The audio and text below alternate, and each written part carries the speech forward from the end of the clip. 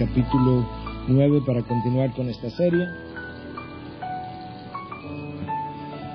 Y acabadas estas cosas, se me acercaron los príncipes diciendo: el pueblo de Israel, los sacerdotes y los levitas no se han separado de los pueblos de las tierras y sus abominaciones, de los cananeos, hititas, fereceos, jebuseos, amonitas, moabitas, egipcios y amorreos, sino que han tomado mujeres de entre las hijas de ellos para sí y para sus hijos, y el linaje santo se ha mezclado con los pueblos de las tierras. Es más, la mano de los príncipes y los gobernantes ha sido la primera en cometer esa infidelidad. Y cuando oí de este asunto, rasgué mi vestido y mi manto, y arranqué pelo de mi cabeza y de mi barba, y me senté atónito. Entonces se reunieron conmigo todos los que temblaban ante las palabras del Dios de Israel, por causa de la infidelidad de los desterrados, y estuve sentado atónito hasta la ofrenda de la tarde. Pero a la hora de la ofrenda de la tarde me levanté de mi humillación, con mi vestido y mi manto rasgados, y caí de rodillas, y extendí mis manos al Señor mi Dios. Y dije: Dios mío, estoy avergonzado y confuso, para poder levantar mi rostro a ti, mi Dios, porque nuestras iniquidades se han multiplicado por encima de nuestras cabezas, y nuestra culpa ha crecido hasta los cielos. Desde los días de nuestros padres hasta el día de hoy hemos estado bajo gran culpa, y a causa de nuestras iniquidades nosotros, nuestros reyes y nuestros sacerdotes, hemos sido entregados en mano de los reyes de estas tierras, a la espada, al cautiverio, al saqueo y a la vergüenza pública, como en este día. Pero ahora, por un breve momento, ha habido misericordia de parte del Señor nuestro Dios, para dejarnos un remanente que ha escapado y darnos un refugio en su lugar santo, para que nuestro Dios ilumine nuestros ojos y nos conceda un poco de vida en nuestra servidumbre. Porque siervos somos, mas de nuestra servidumbre nuestro Dios no nos ha abandonado, sino que ha extendido su misericordia sobre nosotros ante los ojos de los reyes de Persia, dándonos ánimo para levantar la casa de nuestro Dios y para restaurar sus ruinas, y dándonos una muralla en Judá y en Jerusalén. Y ahora, Dios nuestro, ¿qué diremos después de esto?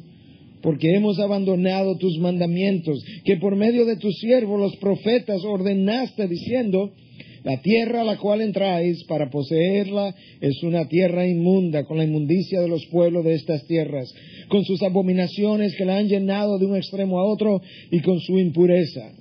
Ahora pues, no deis vuestras hijas a sus hijos, no toméis sus hijas para vuestros hijos, y nunca procuréis su paz ni su prosperidad, para que seáis fuertes y comáis lo mejor de la tierra, y la dejéis por heredar a vuestros hijos para siempre.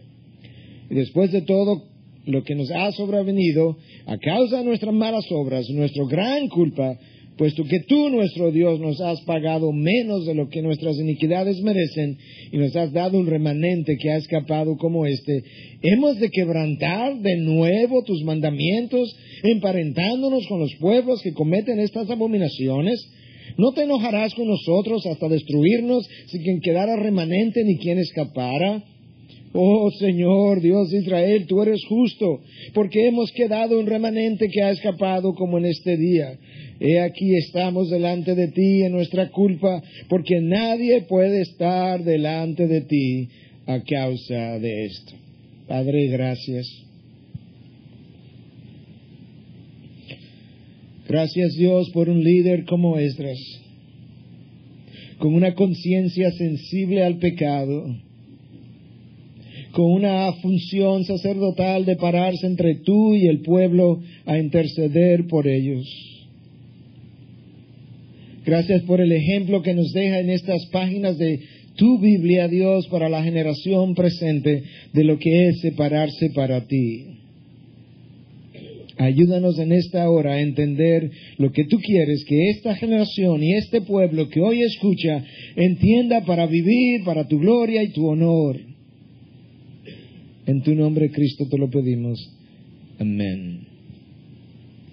3 ideas en este texto que yo quiero cubrir.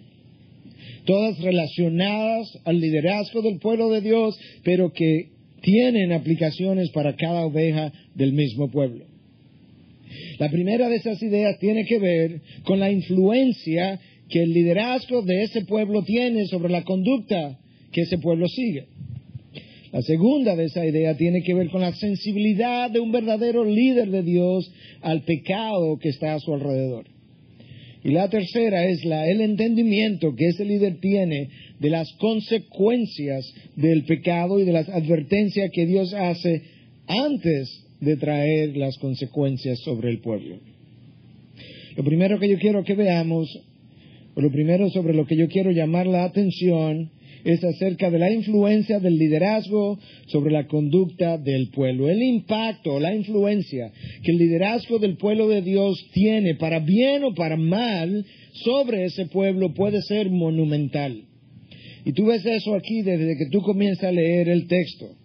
Acabadas estas cosas se me acercaron, ¿quiénes? Los príncipes, diciendo el pueblo de Israel, escucha, los sacerdotes y los levitas no se han separado de los pueblos de las tierras y sus abominaciones, de los cananeos, hititas, fereceos, jebuseos, amonitas, moabitas, egipcios y amorreos, sino que han tomado mujeres entre las hijas de ellos para sí y para sus hijos, y el linaje santo, escucha, el linaje santo se ha mezclado con los pueblos de las tierras. Es más, la mano de los príncipes y los gobernantes ha sido la primera en cometer esta infidelidad. Aquí hay una denuncia grave, que ya el pueblo había oído en contra de ese pecado en más de una ocasión. Éxodo 34, del 11 al 16, Deuteronomio 7, del 1 al 4, repite una y otra vez que el pueblo no debía tomar mujeres de pueblos paganos, porque sus mujeres harían que sus corazones se fueran tras sus dioses. Y eso fue exactamente lo que aún Salomón llegó a hacer. Y escucha ahora el testimonio de Salomón, que en un momento dado se paganizó por completo, en Primera de Reyes 11:7. Entonces Salomón edificó un lugar alto a Quemos, ídolo abominable de Moab, en el monte que está frente a Jerusalén, y a Moloc, ídolo abominable de los hijos de Amón. Y el pueblo pagó duramente por ese pecado. Cuando tú revisas la historia del pueblo de Dios, hay algunas cosas, hay 2 o 3 cosas que dan mucha pena y tristeza. Y la primera es lo continuo que es este pecado de desobediencia de parte del pueblo, que persiste hasta el día de hoy, que rehúsa separarse de los pueblos, de los grupos que tienen estilos de vida que son ofensivos para Dios. Eso continúa todavía en el día de hoy con las consecuencias que esa asociación frecuentemente trae. Lo segundo que da mucha pena es la imposibilidad del creyente de influenciar al incrédulo con quien se asocia, de tal manera que siempre es el creyente que termina copiando sus estilos de vida, su hablar, sus refranes, su música, sus gustos, sus preferencias, sus estilos, sus modas, sus peinados, su vanidad y todo lo demás. Eso da mucha pena. Y en tercer lugar, realmente es casi desgarrador ver cómo los esposos llamados a ser cabezas, en la gran mayoría de los casos, no terminan teniendo la influencia santificadora que Dios le ha llamado a tener sobre sus esposas, y más bien cuando esas esposas no son todos los santas que ellas debieran ser, ellas son las que terminan arrastrando al esposo en la dirección en que no debieran ir. Lo vemos en Adán y Eva, lo vemos en Abraham y Sara, lo vemos en Salomón y sus mujeres, y lo vemos todavía en el día de hoy. La falta de liderazgo, la falta de fortaleza de carácter de parte de los líderes del pueblo de Dios es algo que le ha costado muchas consecuencias a ese mismo pueblo. Los pueblos mencionados aquí, cananeos, hititas, fereceos, jebuseos, ya no existían en ese momento de Esdras. Básicamente lo que le están reportando a Esdras es que la costumbre de aquellos pueblos de los tiempos de Moisés, de Josué, son la misma costumbre de estos pueblos alrededor de Israel hoy, y que en esencia ellos se han estado casando con las mujeres de pueblos muy similares. Y la gravedad, ya sabemos cuál fue el pecado. Lo que quizás no hayamos visto con toda claridad todavía, no lo hemos puesto de esa manera, es cuál fue la gravedad del pecado. Y es que el pecado no fue cometido simplemente por el pueblo, sino por sus líderes, en primer lugar.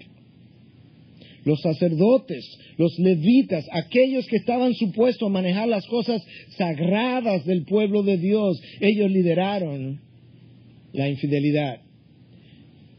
Y aquí en el texto que yo lo leí de las Américas, la palabra es más, yo creo que es la clave, es más, la mano de los príncipes y de los gobernantes ha sido la primera en cometer esta infidelidad. La Reina Valera del 60 dice, los príncipes y los gobernantes fueron los primeros en cometer este pecado. Hay una paráfrasis en inglés que hoy se conoce mucho de Eugene Peterson, The Message, y la paráfrasis yo creo que captura muy bien el sentido de qué es lo que a Esdras se le está informando. Y esto es como lo dice: nuestros líderes han llevado la delantera en esta traición. Los líderes pecaron primero y los demás copiaron. Eso es exactamente como siempre ocurre. La razón por la que el liderazgo siempre ha sido llamado a vivir un estilo de vida por encima del resto del pueblo es porque como ellos vayan, el resto del pueblo irá. Y Cristo lo entendió muy bien y lo comunicó muy bien en Lucas 6:40 cuando Él dice, un discípulo no está por encima de su maestro, mas todo discípulo después que se ha preparado bien será como su maestro. Todo discípulo será como su maestro. El pueblo será como sus líderes. De manera que Dios ha puesto un llamado muy especial sobre el liderazgo de su pueblo. Me decía recientemente alguien, y voy a tratar de mantener esto lo más anónimo posible, líder de un grupo, en una ocasión reciente hizo algo que no estuvo bien. Me decía, yo al principio no le vi nada de malo a lo que hice, pero te pido perdón porque pronto vi lo que hice de malo. Y es que cuando algunos de mis seguidores hicieron esto otro que ella me contó, yo no me sentí con autoridad para ir a reprenderle o llamarle la atención. Porque la línea entre esto que yo había hecho y aquello que ellos habían hecho era muy fina. Y te das cuenta cómo el liderazgo nos va enseñando lecciones. Y el problema es que con frecuencia los líderes hacen algo que no solamente es copiado, sino que con frecuencia es empeorado y lo llevan un paso más allá, y llevándolo los seguidores un paso más allá, luego vienen y te acusan realmente de que lo que ellos han hecho no es diferente a lo que tú has hecho y que por tanto tú no quedas calificado para llamarle la atención. El liderazgo es un privilegio, el liderazgo es un sacrificio, es una responsabilidad. Y es un sacrificio tan alto que nuestro líder por excelencia fue y murió en la cruz y se sacrificó por el resto del pueblo. Y antes de él hacer eso, él nos recordó lo siguiente. Os he dado un ejemplo para que como yo os he hecho, vosotros también hagáis. En verdad os digo, un siervo no es mayor que su Señor, ni un enviado es mayor que el que lo envió. De tal manera que si yo, su Señor, fui capaz de dar mi vida y sacrificarme, vosotros, líderes del pueblo que quedáis aquí abajo, tenéis la obligación, el llamado, la responsabilidad de hacer exactamente lo mismo mientras lideran mi pueblo por el cual yo morí. El pecado del líder o del liderazgo es grave, porque cuando él peca, los otros copian, y la copia frecuentemente, como usted sabe, es peor que el original. David modeló lo que era ser un esposo fiel muy mal, 20 mujeres, su hijo 1000 mujeres. Porque frecuentemente lo que copiamos es peor que lo que hemos visto modelar. El pecado en el liderazgo puede ser devastador. Porque cuando los líderes pecamos, otros entienden que el estándar no era tan alto como me lo habían pintado. Y por tanto, el pecado del liderazgo rebaja el estándar de Dios ante su pueblo. El pecado del líder es fatal. porque demoraliza a aquellos que estaban siguiendo a Dios fielmente, a aquellos que habían confiado en Él o en ella o en ellos, y ahora, habiendo sido defraudado por uno o por dos, ahora tienen desconfianza en todos, de manera que el pecado del líder es desmoralizante para mucha gente. El pecado del líder es problemático también porque los líderes modelan, y al modelar moldean para santidad o para pecaminosidad. Y Dios está consciente de esa influencia en una dirección o en la otra, y está continuamente llamando a su liderazgo a moldear en la dirección de la santidad. Cuando los líderes ascienden hacia Dios, traen y alan consigo a aquellos que le vienen siguiendo, pero si el líder no asciende hacia Dios, él termina descendiendo hacia el mundo y de esa misma manera empujando hacia las formas del mundo a aquellos que son sus seguidores. Los líderes pueden enseñar santidad, pero si modelan pecaminosidad, el pueblo creerá lo que ve y no lo que oye. Pueden enseñar santidad, pero si modelan pecaminosidad, el pueblo terminará creyendo lo que ve y no lo que oye. Finalmente, los líderes, más o menos, a mayor o menor grado, son admirados. Y cuando son admirados, sus conductas o estilos de vida son admirados. Y cuando sus estilos de vida no son todos los santos que debieran ser, el pueblo termina admirando el pecado que Dios odia y que a Dios le desagrada. Es por eso que el pecado en el liderazgo es serio, grave, fatal, monumental, devastador. El liderazgo inspira, o debe inspirar. Y la manera como los líderes enfrentan las dificultades, pues resulta inspirador o resulta desilusionante para otros. Cuando Pablo le escribe a los filipenses acerca de sus cárceles y el efecto que sus cárceles están produciendo en sus seguidores, esto es lo que tú lees en Filipenses 1, 12 al 14. Y quiero que sepáis, hermano, que las circunstancias en que me he visto han redundado en el mayor progreso del Evangelio, de tal manera que mis prisiones por la causa de Cristo se han hecho notorias en toda la guardia pretoriana y a todos los demás. Escucha, y que la mayoría de los hermanos, no algunos, la mayoría de los hermanos, confiando en el Señor, por causa de mis prisiones, tienen mucho más valor para hablar la palabra de Dios sin temor. La mayoría de mis seguidores, dice Pablo, de aquellos que conocían de mis prisiones, han visto una forma de reaccionar de parte mía que al contrario, lo que ha producido es que la mayoría de ellos ahora tienen más denuedo, más valor para predicar la palabra de Dios por causa de mis prisiones. Pablo inspiró a sus seguidores por la manera en que él enfrentó las dificultades.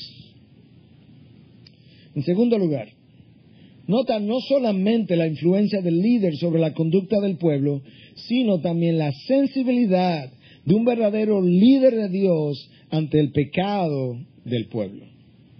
Versículo 3. Y cuando oí de este asunto, rasgué mi vestido y mi manto, y arranqué pelo de mi cabeza y de mi barba, y me senté atónito. La manera como el pueblo de Israel expresó arrepentimiento, tristeza, confesión, dolor, fue precisamente haciendo eso, rasgando el velo y alando quizás algo de cabello de su cabellera o de su barba. No podían rasurarse. Deuteronomio 14 les prohíbe al pueblo de Dios rasurarse. Bueno, pastor, ¿y qué tiene de malo rasurarse? Nada, la única razón que Dios le dio, porque el pueblo pagano se rasura y no quiero que te parezca al pueblo pagano en nada. La asociación con la cultura de pecado de ese momento hizo que Dios le impidiera al pueblo de Israel rasurarse simplemente para que mantuviera una distinción clara entre lo que era un pueblo y el otro. Nosotros no acabamos de entender a los extremos que Dios ha llegado para mantener esos dos polos separados, distintos, no confundibles. Y esa fue la razón por la que el pueblo, a la hora de arrepentirse, la práctica era más bien alarse algo de cabello de su cabellera o de su barba. Pero no solamente Esdras, en su sensibilidad hacia el pecado, se rasga su velo y ala su cabello, es que él se sienta y dice atónito. Es como que Esdras estuviera diciendo, yo no puedo creer. Yo no puedo creer que este pueblo que se fue a Babilonia por 70 años como esclavos, precisamente por haberse mezclado con pueblos paganos y haberse paganizados y haber copiado sus estilos de vida, es el pueblo que hoy, 70 años después, está repitiendo el mismo pecado. Por eso es que el texto dice que él incluso le dice a Dios, estoy confuso, cualquiera se hubiera confundido, yo no puedo creer esto, Dios. Pero nota qué es lo que el pecado produce en Esdras. Nota esta reacción santa, es una de dolor, de tristeza. Lo hizo llorar. Y decía alguien que tú puedes conocer mucho acerca de ti mismo o acerca de otros y te hace 3 preguntas. ¿Qué te hace reír? ¿Qué te hace llorar? ¿Qué te hace airarte? En otras palabras, ¿qué te divierte? ¿Cómo te entretienes? Cuando oyes hablar y te ríes, ¿de qué te ríes? Eso habla de tu corazón y del mío. Cuando ves algo y lloras, ¿por qué lloras? ¿Porque perdiste algo que te robaron o lloras por la sensibilidad al pecado que tiene y se ha violado la ley de Dios como en el caso de estos? ¿Por qué te airas? ¿Porque alguien interrumpió tu tiempo, tu espacio? ¿Porque no se hicieron las cosas como tú querías? ¿O te airas porque la verdad de Dios, su ley, su santidad ha sido pisoteada? Tú puedes conocer mucho acerca del estado de tu corazón y el mío con 3 preguntas. ¿Qué te hace reír? ¿Qué te hace llorar? ¿Qué te hace airar? En el caso de Esdras conocemos mucho de su corazón. Porque Esdras está dolido por pecado ajeno. Esdras está avergonzado por pecado ajeno. Y lo extraordinario de Esdras es que Esdras tenía añales en Babilonia. Quizás nació allá o si no llegó muy joven allá, 70 años allá, 14 años ya han pasado después que el primer retorno vino. Estamos hablando como de 84 años, la gran parte de eso, si no todos, en Babilonia, y todo ese tiempo no pudo babilonizar a Esdras. Esdras no es la primera vez que Esdras ve matrimonios mixtos. Él viene de Babilonia, donde todo el mundo estaba en matrimonio mixto. Y sin embargo, habiéndolo visto por años, Esdras permanece sensible a esta violación de la ley de Dios de la cual él se está enterando ahora. La pregunta es, ¿qué es lo que hace que algunos no se babilonicen y otros lo hagan tan rápidamente? Y yo dividía el universo de personas en 3 grupos con relación a esta acción de que estamos hablando. Hay un grupo que no queriendo sentirse inferior o rechazado o sentirse afuera, se babiloniza rápidamente porque quiere ser como ellos y sentirse parte del conjunto de individuos en la que él se mueve. Hay otros que han querido racionalizar el babilonizarse y entonces han dicho, no, lo que pasa es que tenemos que alcanzarlos. Tenemos que llegarle, tenemos que ser como ellos para luego llegar al corazón. Y lo que ese segundo grupo revela, realmente ellos eran babilónicos todo el tiempo. Lo único que el tiempo y las condiciones de alrededor han puesto de manifiesto el corazón. Y hay un tercer grupo que decide desde el inicio, yo no me voy a babilonizar. Ahí están los Danieles, que llegan entre 13 y 16 años a Babilonia. Y cuando quieren babilonizar lo que la cultura era, le cambiaban los nombres, le cambiaban la dieta, le cambiaban los estilos de vida, sus costumbres. Y comienzan a estos 3 amigos de Daniel y a él a ofrecerle los manjares del rey y el vino del rey. Y dice, no, vamos a negociar eso. ¿Por qué tú no nos das vegetales mejor? ¿Pero tú te vas a enfermar? No, vamos a ver. En 10 días tú vienes y nos chequeas. Y si estamos peores, pues tendremos que comer los manjares, pero vamos a negociarlo. 10 días de vegetales, al final lucían mejor que todo el mundo. Y Daniel, entre 13 y 16 añitos, hace la decisión de que él no se iba a contaminar con el pueblo. ¿Por qué Daniel puede hacerlo y muchos de nosotros no podemos hacerlo a una edad mucho más avanzada? Porque requiere determinación, requiere querer complacer a Dios, requiere una muerte a mi voluntad. Lamentablemente, cuando te expone al pecado, el pecado te va desensibilizando, te va acostumbrando. Bueno, pastor, pero vivimos en el mundo y vamos a vivir siempre rodeados de pecado, es cierto. Entonces, ¿cómo lidiamos con eso? Te tienes que acercar a Dios de tal manera que en tu relación con Dios íntima, cercana, Dios pueda cada día darte una dosis de su santidad, de tal forma que cuando tú veas el pecado a tu alrededor, lo puedas ver a través de la santidad que Dios ha ido inyectando en tu carácter, y ahora el pecado visto a través de tu santidad luce odioso, sucio, repulsivo. Pero tienes que verlo de esa manera. Spurgeon lo decía de esta forma: el pecado ha sido pagado a un precio tan alto que no nos podemos dar el lujo de jugar con él. El pecado ha sido pagado a un precio tan alto en esa cruz que no nos podemos dar el lujo de jugar con ese pecado. Y con frecuencia, a precio de sangre, jugamos con él. Nos entretenemos con él. Es más, lo disfrutamos. Y Spurgeon dice, no podemos hacer eso. Esdras tenía una sensibilidad al pecado que lo revela tan pronto recibe la noticia. Rasgando su velo, se sienta atónito y todavía más. Su reacción santa, produjo una influencia, produjo un impacto, porque tú lees ahora en el versículo 4 que entonces se reunieron conmigo todos los que temblaban, escucha. Se reunieron conmigo todos los que temblaban ante las palabras del Dios de Israel por causa de la infidelidad de los desterrados, y estuve sentado atónito hasta la ofrenda de la tarde. Ante la consternación de Esdras, ante la manera como Esdras ha reaccionado, su reacción produjo otra reacción. Y es que había en Jerusalén personas que tampoco se habían desensibilizado al pecado, que también temblaban ante las palabras del Dios de Israel, y esas personas se reunieron alrededor de Esdras. Él no estaba solo, había mucho pecado, pero Dios había reservado a algunos que aún temblaban ante las palabras del Dios de Israel.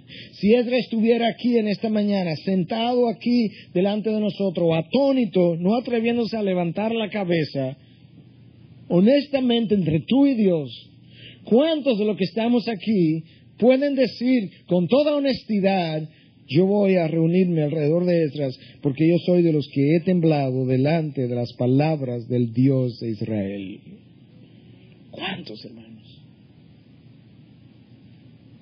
Porque si eso no es una realidad en mi vida, yo estoy desensibilizado al pecado.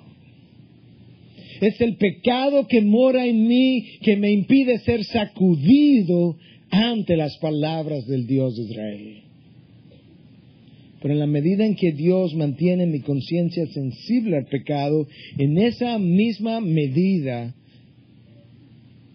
cuando escucha el estándar de Dios, cuando lo ves violado, cuando lo ves pisoteado, en tu interior hay algo como que tiembla dentro de nosotros. Y el liderazgo tiene que modelar eso para que otras puedan saber cómo luce eso. Lamentablemente la iglesia vive de un péndulo que va de un extremo a otro.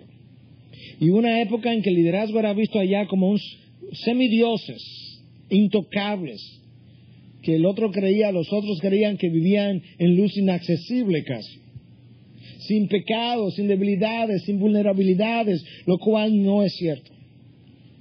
Y cuando eso llegó al conocimiento del pueblo, la iglesia entonces tomó el liderazgo y comenzó a moverlo hacia el centro, pero como el péndulo, usted ha visto un péndulo, nunca se queda en el medio, sino que siguió para el otro lado.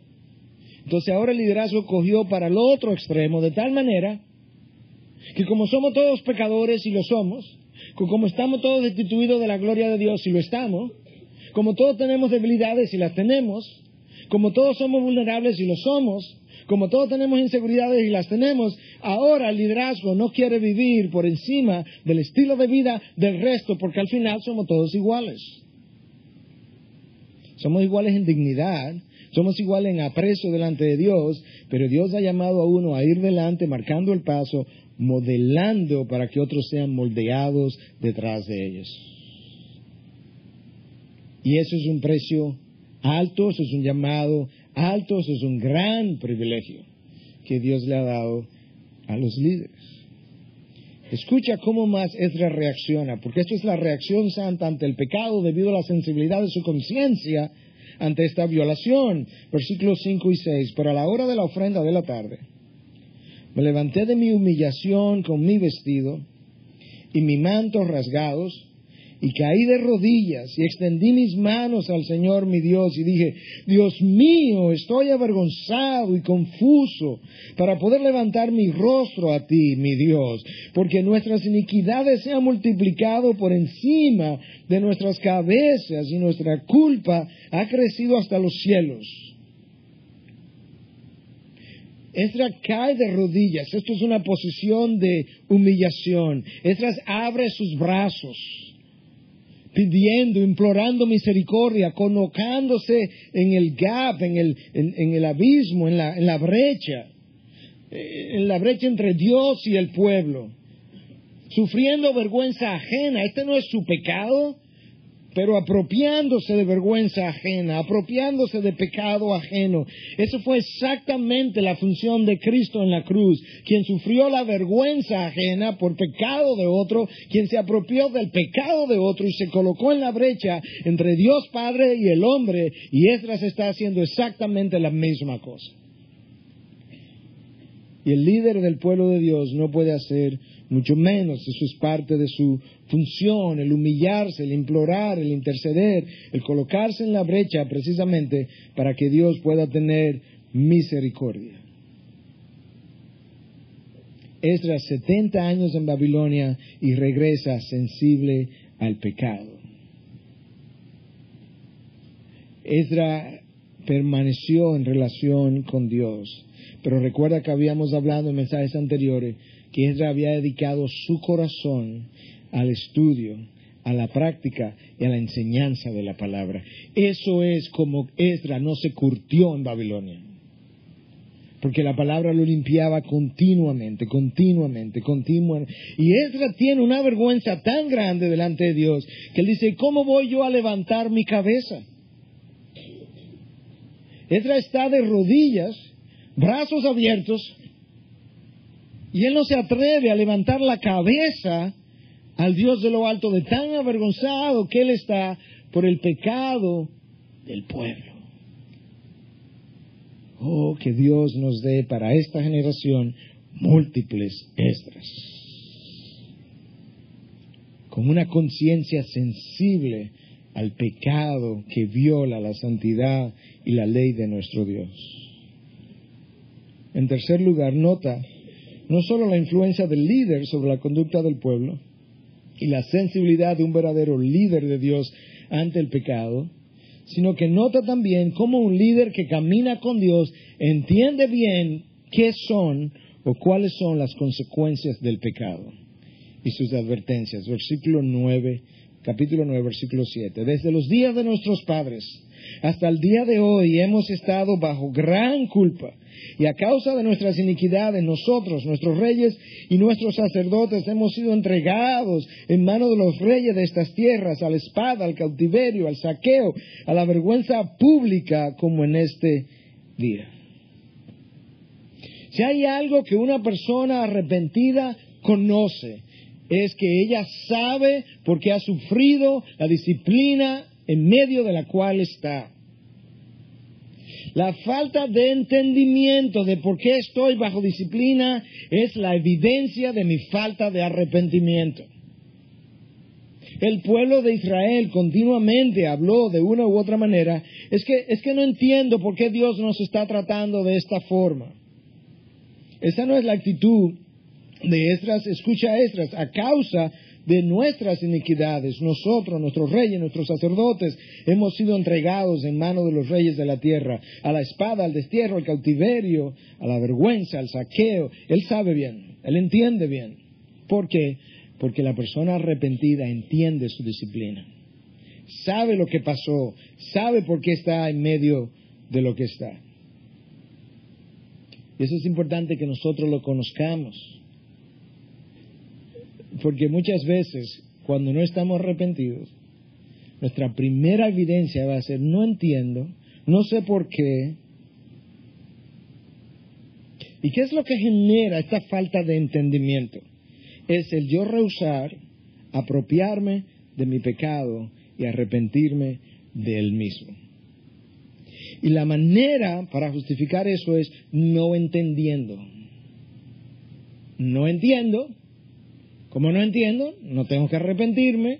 Como no tengo que arrepentirme, no he pecado. Eso fue exactamente lo que el pueblo de Israel hizo a lo largo de su historia, una y otra vez. El problema es que cuando no entiendo, yo voy y me preparo a hacerlo ahora peor. Y mientras yo me preparo para hacerlo peor, Dios también se prepara para disciplinarme de una mayor manera. Ahora, personas arrepentidas no solamente entienden la causa de su disciplina, la gravedad de su pecado, sino que en medio de su disciplina pueden apreciar la benevolencia del carácter de Dios. Mira cómo Esdras lo dice. Pero ahora, por un breve momento, ha habido misericordia de parte del Señor nuestro Dios, para dejarnos un remanente que ha escapado y darnos un refugio en su lugar santo, para que nuestro Dios ilumine nuestros ojos y nos conceda un poco de vida en nuestra servidumbre. Porque siervos somos, mas en nuestra servidumbre nuestro Dios no nos ha abandonado, sino que ha extendido su misericordia sobre nosotros ante los ojos de los reyes de Persia, dándonos ánimos para levantar la casa de nuestro Dios y para restaurar sus ruinas y dándonos una muralla en Judá y en Jerusalén. Esdras está diciendo: Dios ha sido tan bueno, tan misericordioso, a pesar de esta disciplina nos ha extendido su misericordia, se ha movido en los corazones de los reyes de Persia, de tal manera que ellos nos han animado a regresar y construir algo para nuestro Dios en Judá, en Jerusalén. Bendito sea el nombre de nuestro Dios. Pero ese es un líder que entiende las consecuencias del pecado, que tiene una conciencia sensible al pecado, pero que al mismo tiempo entiende la benevolencia del carácter de Dios en medio de la disciplina. Esa no fue la actitud del pueblo de Dios. El pueblo de Dios cuestionó la benevolencia de Dios, cuestionó la justicia de Dios, nunca entendió por qué Dios le disciplinó, nunca se arrepintió, volvió y repitió el mismo pecado, y Dios se preparó para disciplinarle todavía de una peor manera, hasta el punto que destruyó la ciudad de Jerusalén por completo, no dejando ni siquiera el templo parado. ¿Por qué? Para que el pueblo entendiera finalmente por qué él había hecho lo que había hecho, y lamentablemente hasta el día de hoy el pueblo judío dice no entender qué es lo que ha pasado. ¿Tú crees que no hay personas así entre nosotros? Hay personas así entre nosotros. ¿Tú no ves eso en Esdras? Tú eres un hombre humilde, se apropia del pecado del otro, se humilla, llora, se arrepiente por el otro, incluso por su pueblo, y entiende y confiesa que esto no nos salió a nosotros de repente, esto se nos advirtió a nosotros. Versículos 10 y 11. Y ahora, Dios nuestro, ¿qué diremos después de esto? Porque hemos abandonado tus mandamientos, que por medio de tus siervos los profetas ordenaste, diciendo: la tierra a la cual entráis para poseerla es una tierra inmunda, con la inmundicia de los pueblos de estas tierras, con sus abominaciones que la han llenado de un extremo a otro, y con su impureza. Ahora pues, no deis vuestras hijas a vuestros hijos, ni toméis sus hijas para vuestros hijos, y nunca procuréis su paz ni su prosperidad, para que seáis fuertes y comáis lo mejor de la tierra, y la dejéis por heredar a vuestros hijos para siempre. Él está diciendo: yo recuerdo, Señor, que por boca de los profetas tú nos dijiste: vosotros vais a entrar a una tierra prometida, donde hay personas pueblos que practican abominaciones. No te mezcle con ellos, no tome sus hijos y no le dé tus hijos e hijas a ellos.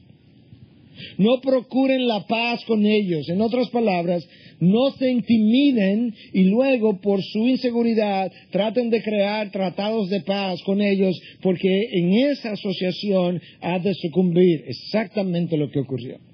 Dios le está diciendo, confiar en mí, yo seré vuestro escudo. Cuando llegaron, por el miedo a los pueblos, hicieron tratados de paz y con eso se fueron tras sus costumbres y sus estilos de vida.